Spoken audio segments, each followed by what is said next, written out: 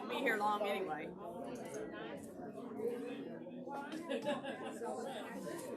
How y'all? You all right?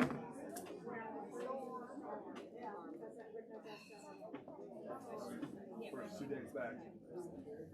Okay. You're okay? I've been in schedule. Okay. Just 2 classes. So it's kind of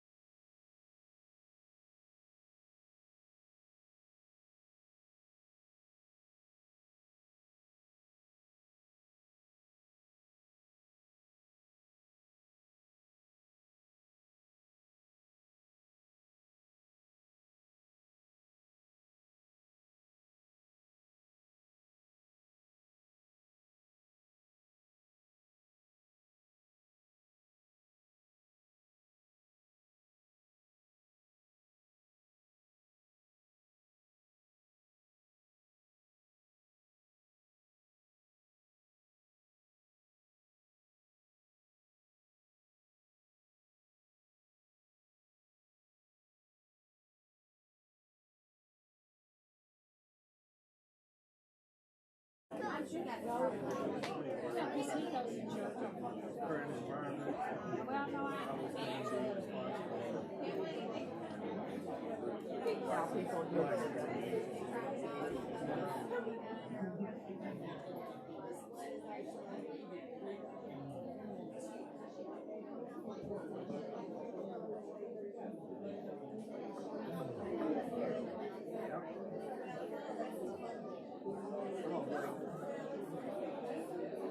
I got a lot of material to cover.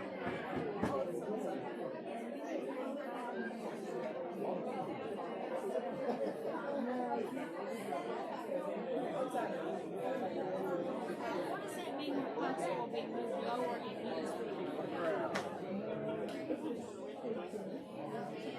your account, restricted history? How many times have you been restricted? Oh, no.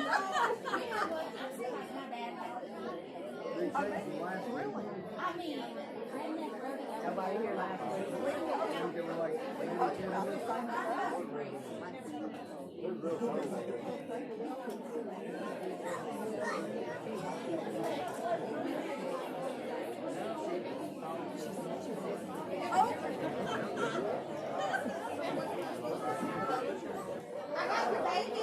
If I get up late.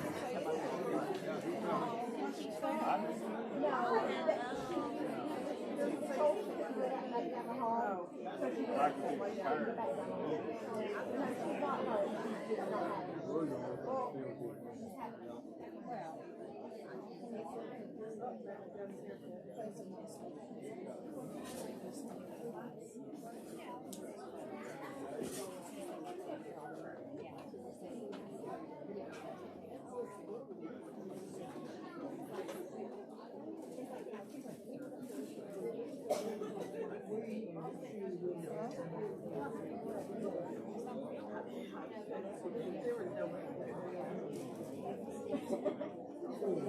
say, one side is pretty full, and that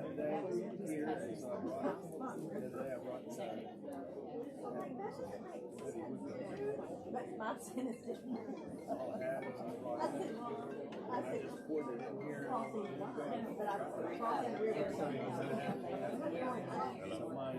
All right. We'll go ahead and begin this evening. Good to see all of you here. What a difference a week makes from this time last week. It was What, 12 of us? yeah, there wasn't very many last week, and so it's good to see everybody back in town. And I know we always enjoy the breaks, but it's always good to kind of get back in the routine again. Some of you might agree with that, some might not. But we are excited to be here tonight and be able to have our time of Bible class and study together. I have an announcement to make. Many of y'all probably are aware from the text message that went out earlier this week, but Kathy Moore's dad, Bill Till. Bill Till passed away. Many of y'all know him, knew him, and of course we all know the Moores. But they're going to have a meal up here on Saturday at noon before for the funeral.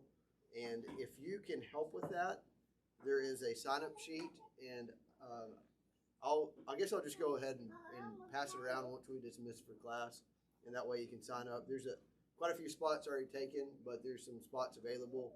So if you can help with that, that will be Saturday at noon.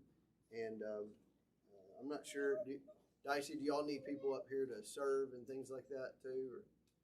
I think we've got at least 3 that we might need. Okay. Okay, so if you maybe want to help with that, you might contact Dicey, and she can let you know, or Christy, and they'll let you know. Christy said, Christy's good. You call Christy, and Christy will contact Dicey. So you're gonna go that route. But I sure do appreciate every time we have something like this, so many of our ladies pitch in and help out with that and just do a tremendous job. And there's always enough food for everybody, and then the refrigerators are full, and they get to take that with them as well, and so that's always a good ministry during that time. Tonight, before we begin, Joe's going to lead us in a couple of songs here in a minute, and then Mike will dismiss us in prayer. But I just wanted us to think about in Nehemiah chapter 8, after the walls had been rebuilt. There's a scene that I like in Nehemiah, and it's not one of the more popular parts of Nehemiah. You know, after the walls are rebuilt, we kind of forget what happened necessarily after that portion of the book. But in chapter 8, in the first verse, there's this time where they bring Ezra, who's the scribe, and they want him to come and to read the book of the law of Moses. And they also had others that were there to help them understand and to break out after they read the law, and to make sure that every person there understood what was in the law of Moses. And so I think it's interesting, just the terminology that they use there. Of then they asked Ezra to bring out the book, and they built him this wooden platform to stand on and a podium, and then they brought out the book, and just how much attention they gave to that. And I think sometimes we can neglect the role of God's word in our life, or we don't really necessarily always desire to spend time in it. And I just want to remind us all how blessed we are to be able to each and every one of us probably have one of these Bibles, and if not, we have it where we can have it on our phone, and that really is a blessing to be able to look into that and to see what God's will for us is. And I want to encourage us to not only read it, but then work on with one another to gain understanding of what it means to discuss these things. And that's why I think it's so important what we do here tonight. One thing that I've enjoyed so far in our time on Genesis here is not just the teacher Kurt up here giving us the lesson, but with the discussion that we have in working through it, so that we can understand what this word means to us. And so just take that with you and spend some time in God's word on your own, or spend some time with a brother and sister, and let's work together to understand what God's will means. So Joe, if you'll go ahead and lead us in song. There is beyond the azure blue a God who shall from the side. He tinted skies with heavenly hue, and framed the worlds with his great might. There is a God, he is alive. In him we live, and we survive. From dust our God created man. He is our God, the great I am. Our God is hung upon a tree. A life was willing there to give, that he from sin might set man free, and evermore with him could live. There is a God, he is alive. In him we live, and we survive. From dust our God created man. He is our God, the great I am. Love one another, for love is of God. He who loves is born of God and knows God.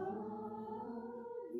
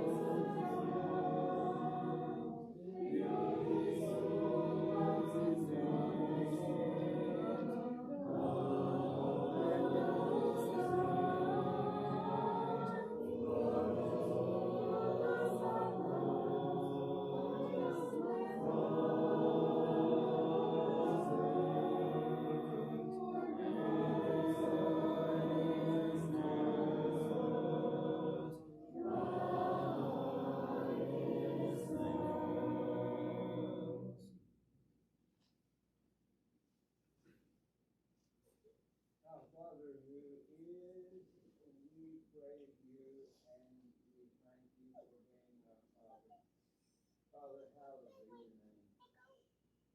Father, we sit here after having sung those songs and thought about the teachings of Nehemiah, and we praise you that we have the ability to understand at least a little of your will and know what we ought to be about the business of starting to become. God, we thank you, those of us who are old and getting older, we thank you for the beautiful sight of the young people here in this room. Whether we're talking about the two guys sitting out here or standing out here in the hall, or the teenage men and women who are sitting over together in a group as they very well could be. And we thank you so very much that you are on the hearts of them. And we pray that they will ever, each day they breathe, be drawn closer to you. Father, be with us as we get into our study. Be with our teachers. Be with the folks that make the comments. And help us to take the things that we hear home and examine your word to see whether or not they be true, and how best to apply them to our own lives. Our thanks we offer again, along with prayer for the forgiveness of our sins, and thank you for your Son, in whose name we pray.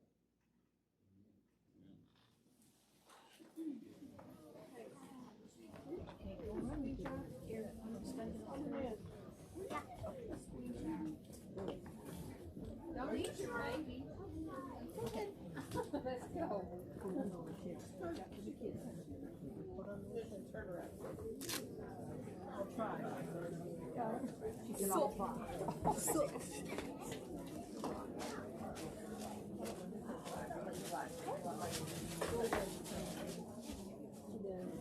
Number 2 grandson. Good to see y'all back. Y'all doing okay? Yeah, much better.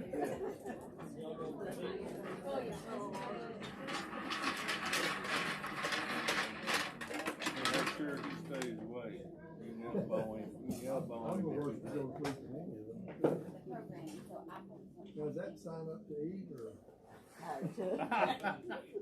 Yeah, that's the E. You want to sign?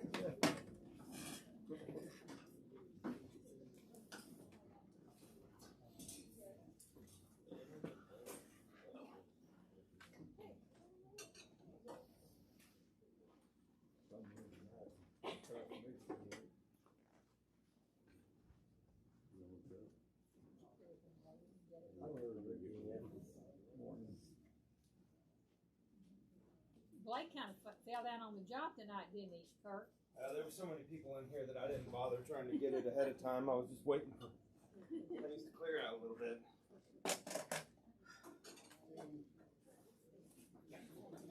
Oh, you under the bus over there, didn't you? Ah. They go together. I was wondering if he was going to respond there, Blake. I'm just at hurt. He's just too beat down. I thought maybe he left or something, didn't hear me. Has that been that back there? Well, we are in Genesis chapter 18, and it is my intention to cover a lot of ground tonight, but the reality is that, originally the thought was we'd go through Genesis kind of along with the kids and get through it by Easter weekend LTC.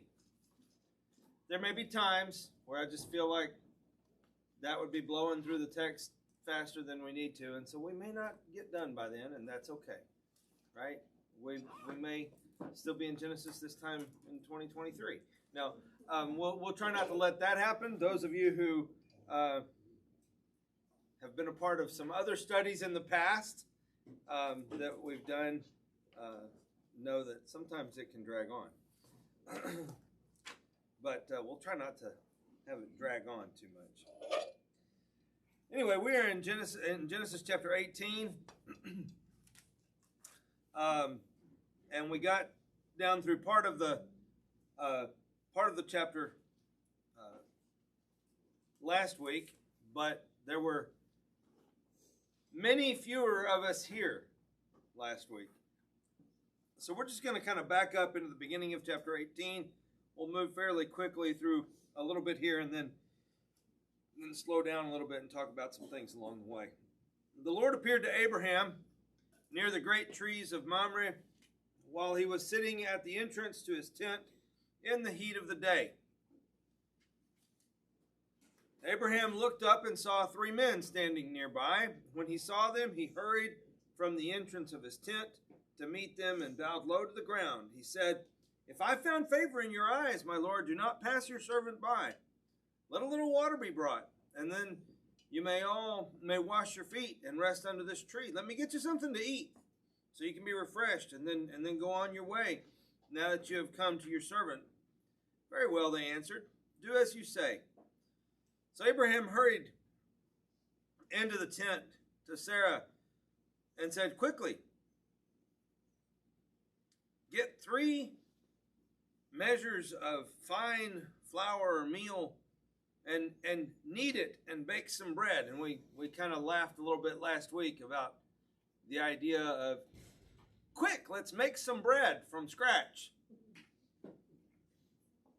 including the kneading, right? It's not necessarily a quick process, but depends. If you're making thin bread, right, it doesn't take too long. Then he ran to the herd and selected a choice tender calf and gave it to a servant who hurried to prepare it. Now, to that point, how many times since he sees the men do we have terms like hurry or quick or those kinds of things? Repeatedly, from verse 2 down through verse 7, there's clearly a sense of haste. Why is Abraham hurrying? Why does he have a sense of haste here?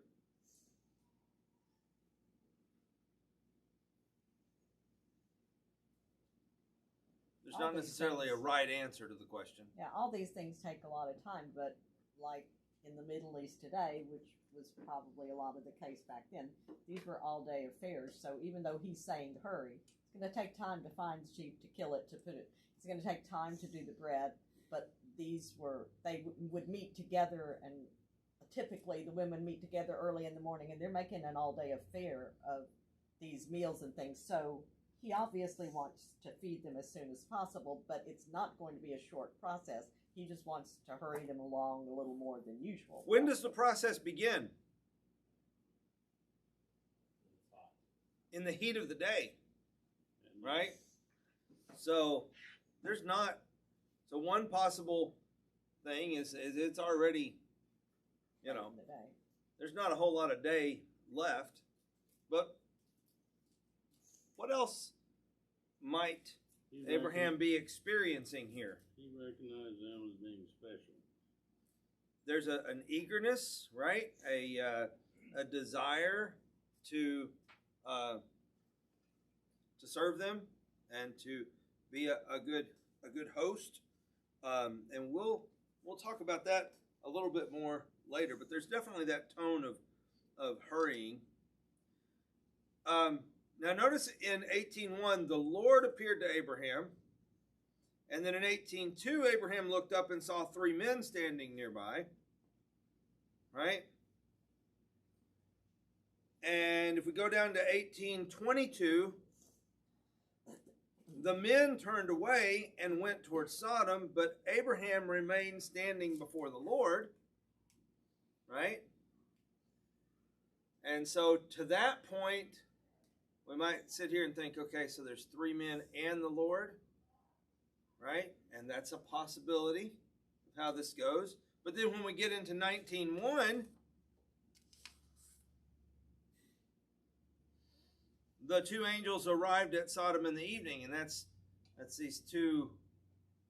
If we go and read the end of 18, which we'll get to in a minute, So 2 of the 3. So there's been a lot of controversy over time of how to interpret this, and whether it's the Lord and 3 men, or whether it's how this looks. And some people have taken a Trinitarian understanding of the Godhead 3 and all this kind of thing, and brought it back into the text and made that a focal point of the study. And I'm not sure that there's any place to make that a focal point of the study. It's a conversation that we can have, that you can dig into and think about.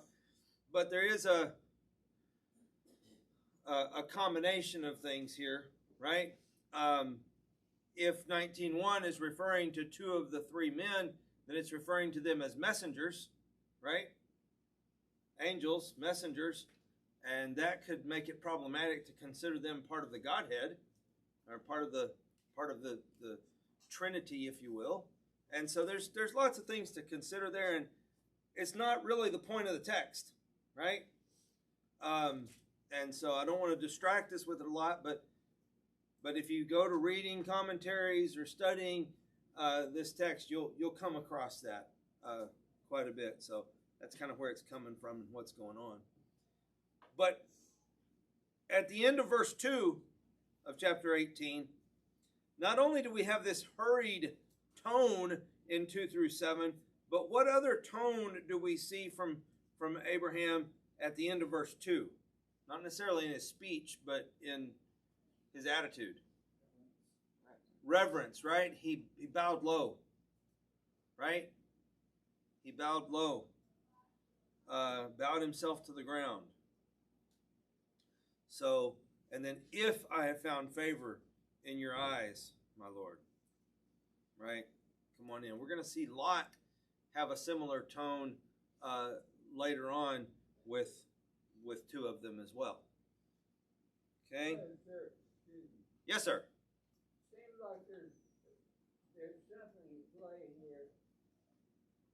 I mean, Abraham, by this point, thanks to Pharaoh in Egypt and so forth and so on, Abraham is a very important individual, and is one that a lot of people would reverence himself because of what he had attained, and because of his age.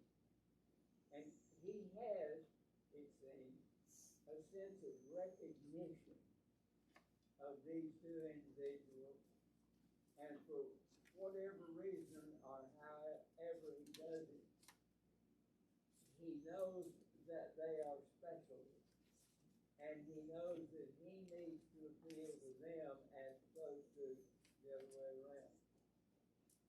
And that seems to me like it's all going underneath, and of course it also seems that it's going to lead up to the 50, 40, 30, 20 thing. Yeah, and the importance of Abraham, not just in his possessions, but we only need to go back 4 chapters to see him do what 5 kings couldn't do, right? When they're defeated, and he goes back with his 318 trained men and rescues Lot and all the loot. I find it interesting that he had hundreds of servants. He goes to Sarah to prepare the meal. He goes out and starts the calf himself. Yeah. Which is pretty strange to me. That's not unusual in that culture, though. I mean, men are the shepherds. Yeah. You know, so they naturally go out, and that's the good one. He goes and he does it. It also is cool. And they do the Bismillah, you know, Arabic as Muslims. It's also neat that no matter how much Abraham is growing in faith, and he has his faith struggles, he always knows his place when it comes to God. He always knows his place before God, doesn't he? Yes, he Yeah. never questions that. Yeah. It's always, I don't know if you can go do this, God, but I'm lower than you. You're Yeah. still God. And I think that's amazing. That's a good lesson for us to learn in our sense of wondering what struggles we're going through, that know your place before the Lord and He'll take care of it. The one time where we have seen not necessarily a departure from that, but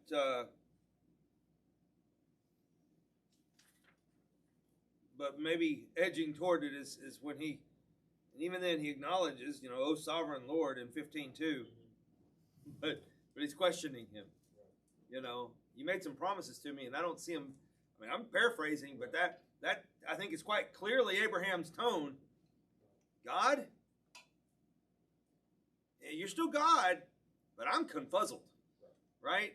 Because you made some promises to me, and it's not happening. And it's been, quite a while, and I don't see how you make that happen now. And that may very well be part of God's point in delaying, right?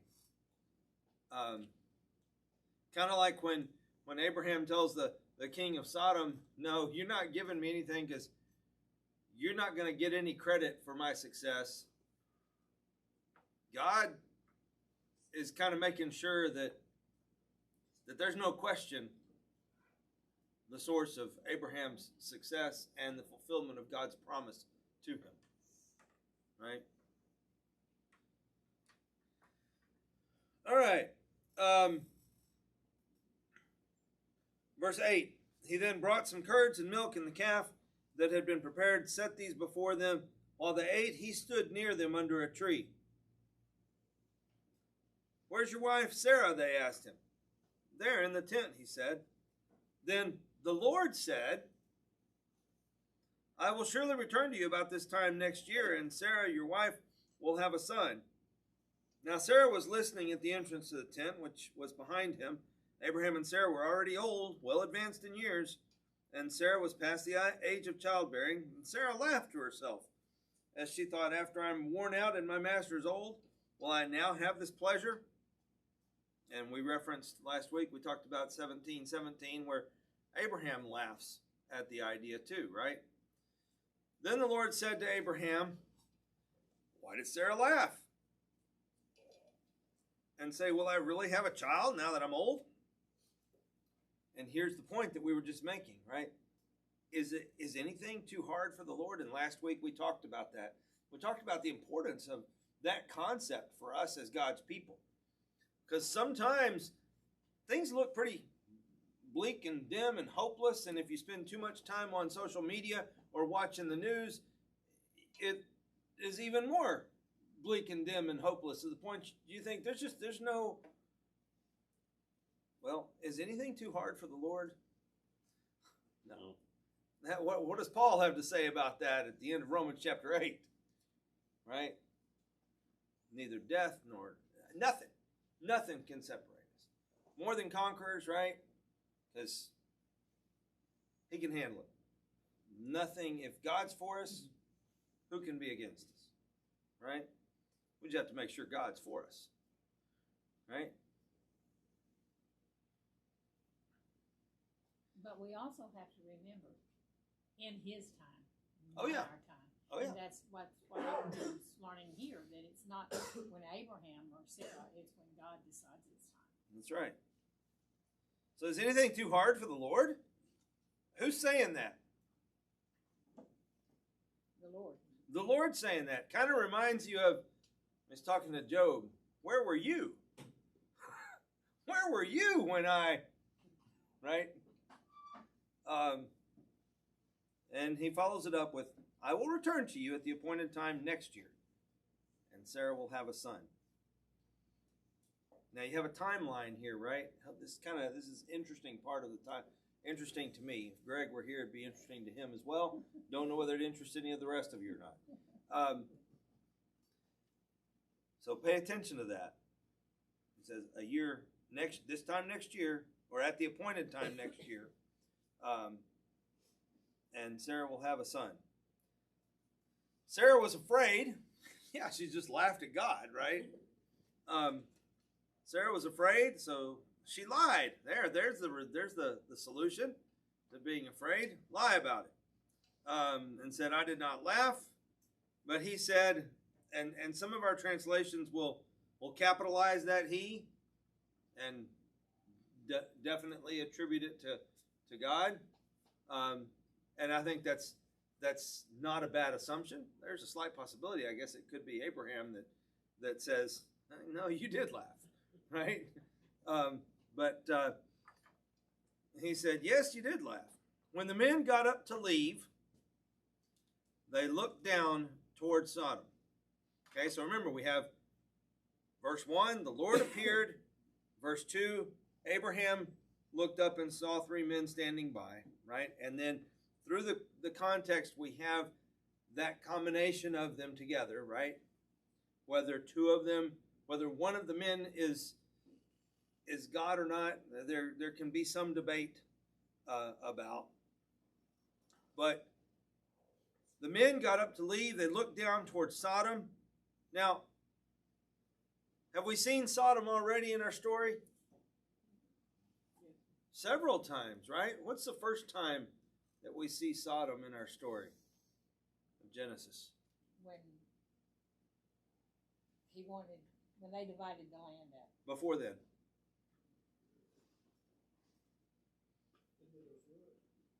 Before then. Before then. We give up. We obviously need help.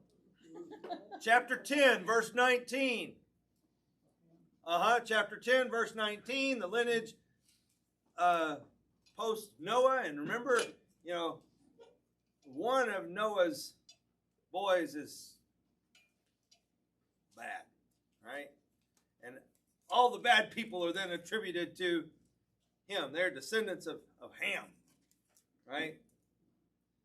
And in, is it 10:19? Somebody look it up. 10:19. We have Sodom in there. And part of that descendants of Ham thing, right? And then we see it repeatedly in Abraham's story. And really we see it repeatedly along with Gomorrah, right? As we move through the rest of Scripture, because it becomes a type that gets used over and over again in Scripture, even into the New Testament. They looked down toward Sodom, and Abraham walked along with them to see them on their way. And then the Lord said, and I ask myself as I read this, who does the Lord say this to? Because the context is Abraham and these men are walking together, right? And the Lord said, shall I hide from Abraham what I'm about to do?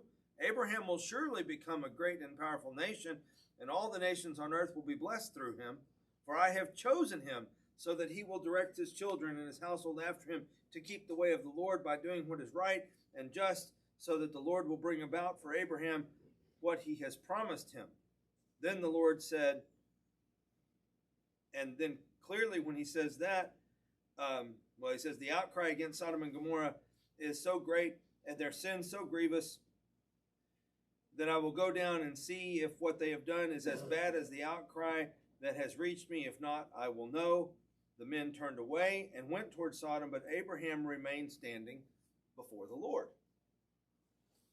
So, a lot to talk about in there, but right now I want us.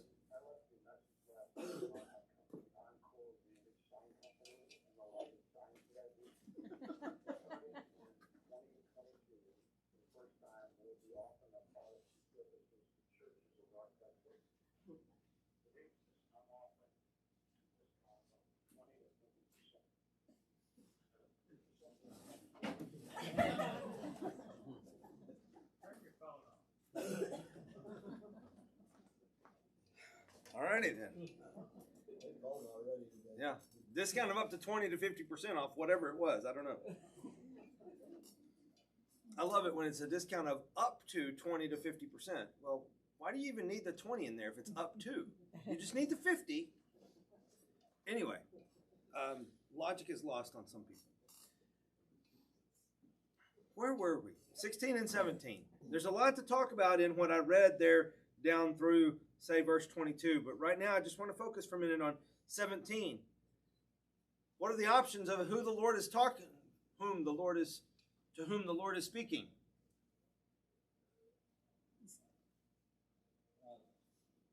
If we back up for just a minute to kind of get there, it might Mhm. at least helps me. But if you go back to the beginning of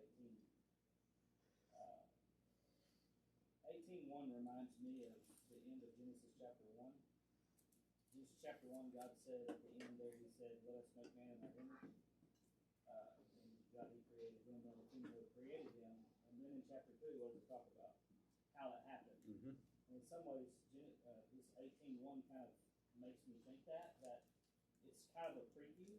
It's saying the Lord appeared to Abraham. That's the preview, and then it says how.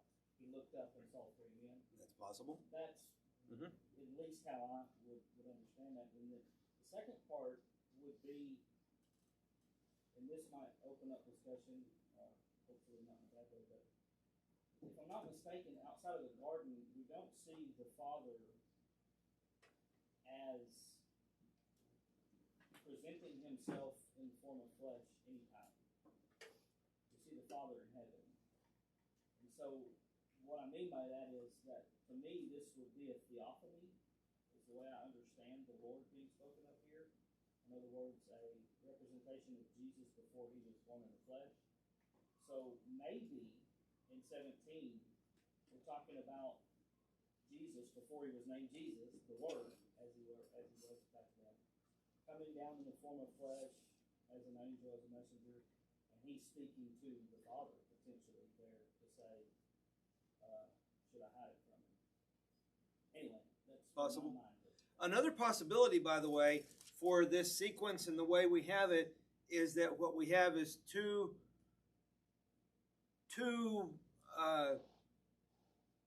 oral traditions or two traditions of it, kind of like what we have in Genesis, quite likely in 1 and 2, like you're saying. We have an overlay of the two, and here the two may be woven together. And one of them refers to this event, the Lord this, and the Lord that, and the Lord this, and the other one refers to it in the context of the 3 men, and we have them woven together. I'm not saying that's the case, but that's another way that some have explained and reconciled that possibility. Yeah. Now, at no point does any of this discussion or conversation change the power and the impact and the core of the text, right? It's important that we remember that. There are things that, and if you move on and you say, I don't really care, let's talk about what the text says, more power to you, go for it, no problem. Some of us are interested in those conversations and those discussions, and so I just bring them up just to get us thinking about them. Y'all know by now, particularly those of you who've been in my classes for years, you know that's what I want. I want to get us thinking, to get you thinking, right? You have, we'll call it 3 men there. That's what the text says. Mhm. 3 representations, 3 whatever. The Lord's involved with them. And the vision I get of this, And they're on the Lord's side. yes, However that right. really works. What I get of this is Abraham's walking with them, and they're headed to their next stop. And as if I was in a group of 4 guys, and 3 of them knew what was going on, and I didn't. One would say, should we keep Dave out of the loop, or should we tell him? Yeah. And so there's a possibility that I go back to my question. Who might the Lord be speaking to when He says, do I hide what I'm about to do from Abraham? Yeah, I think verse 16. Then the men rose up from there and looked down towards Sodom, and Abraham was walking with them to send them off. The Lord said, shall I hide from Abraham what I'm about to do? It just kind of made simplistic. It's the 3 guys.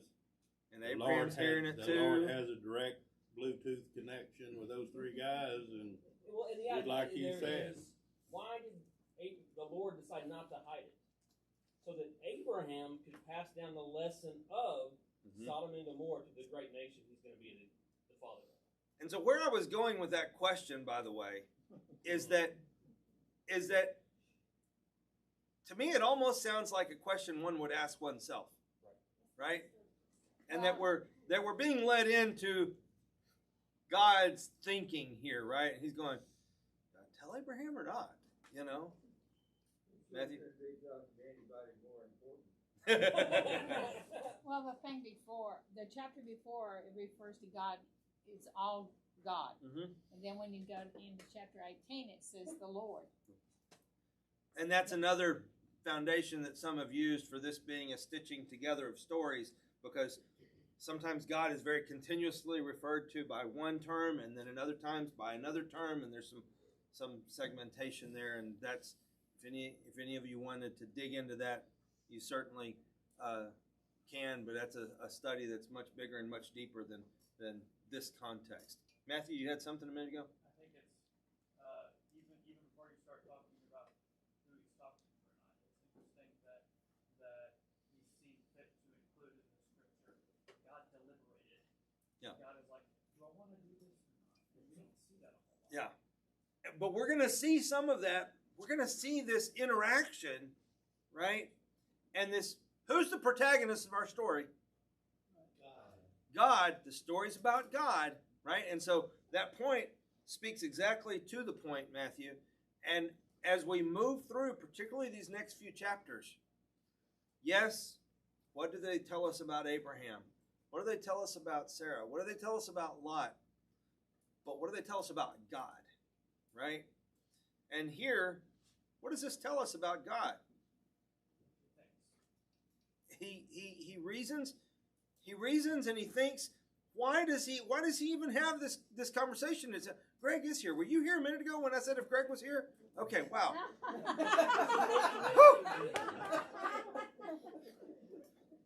I thought I was losing my mind. No comment, Joe. You have to learn to play that part right next time and say, "Yep, I was."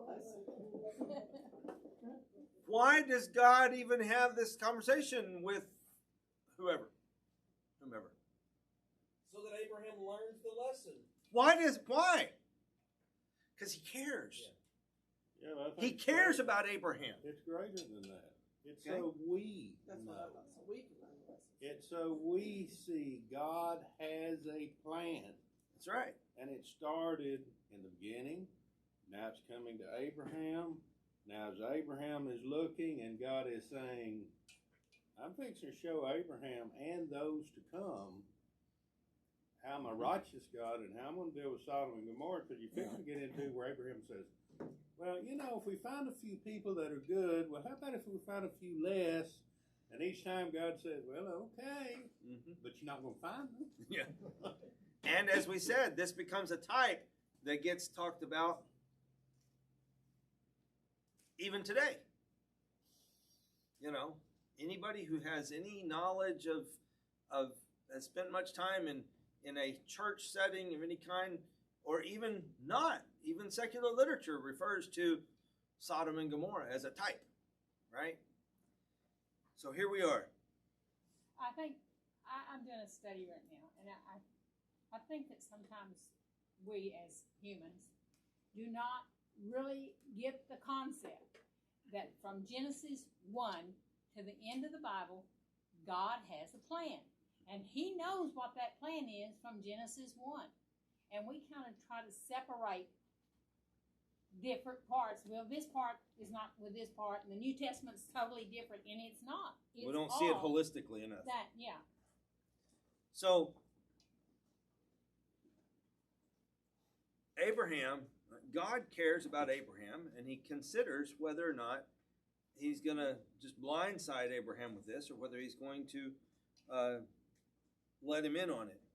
And then in verse 19, or beginning in verse 18, I guess, he explains, and this is still the Lord speaking, right? And he talks about this relationship, and he talks, you feel what the Lord feels about Abraham. He will surely become a great and powerful nation. That was my promise to him, right? And all nations on earth will be blessed through him. That was my promise to him. For I have chosen him. Why? In order that he may command his children and his household after him, that they keep the way of the Lord, to do justice, to do righteousness and justice. Oh, now, you know what? We can read right through that and miss that, but why did he choose him? Why did God choose Abraham? There was a purpose, right? There was a purpose. That the Lord may bring. And as you read the end of verse 19, the fulfillment of God's promise, God almost kind of makes it contingent, right? What does he say? He says, for I have known him in order that he may, or I have chosen him, known him in order that he may command his children and his household after him, that they keep the way of the Lord, to do righteousness and justice, that the Lord may bring to Abraham what he has spoken of him. The implication is that if Abraham and his descendants do not, then it never comes along, right? Now, thankfully, as we move forward, we know that Abraham is imperfect. We've already learned that. He makes mistakes, and we see his descendants drop the ball over and over and over and over again. And at times, they get basically wiped out as a result. But does God's promise, then does God just throw his hands up and say, I'm done? Forget it? No, even when the spies come back, right? And Caleb and Joshua are like, Lord said it's ours, let's go get it. And the other 10 are like, no, we can't handle this. And the people side with the other 10. And God has a moment there where he says, you know what, Moses? I'm done with them. I'm wiping them all out. Starting over with you. Even then, he's still not calling it totally quits. He said, I'm going to start over with you. Right? God's going to hold on to that promise and move forward with it. And he is capable. And we'll talk about that scene between the Lord and Moses again in a little bit. Ugh. We didn't get far. Yeah. Can I segue back to the beginning of I this? guess. I've opened my mouth now. We're not even going to get through 18 today. Because I think, when we started this, we started reading about, okay, you go get this done, you go and get the calf, whatever. And we sit here and a lot of us think, well, how do you pull all that together? I was in Saudi Arabia when we first moved there, and it was 1982. I'd only been there for 2 weeks, and one of the old Saudis that I worked with, he said, Rodney, he said, we're going up to the desert for the spring break for the kids. Do you want to go? Well, sure. Okay. I'll foray out to the desert with y'all, and a couple of other guys are going. So we go, we get up there, and I have to say, these guys knew how to count. They had a 48-foot mini float. They had generators. They had their tents set up, the young guys down here, the middle-aged and the families, all in their tents. So we go and we sit down that night, and they all bring out their guitars and everything and play them. I mean, it was great, and their musical instruments, their drums that they used. And we had a cupsup, which is the typical platter with rice and the goat in the middle. We wake up next morning, I have breakfast, we eat breakfast, and Mubarak, the older gentleman that invited us, he came to me and said, Rodney, he said, what do you want this afternoon to eat? And I said, well, whatever y'all prepared. You're from Texas. He said, don't y'all like barbecue? I said, yeah, we like barbecue, So he turns around and he tells 2 of his sons in Arabic, So they go get in his brand new 98 Oldsmobile. This thing's black. And of course, the desert there was kind of a plain. It wasn't the dunes. It was kind of a sandy plain. And they go taking off across the desert. So I say, wow. So about an hour later, we're sitting there around camp, talking on. We see a little speck coming toward us.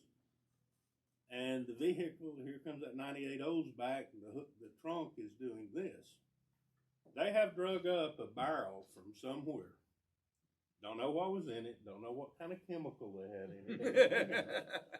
So he gets the barrel. He said, well, this dude? I said, well, I guess that'll do.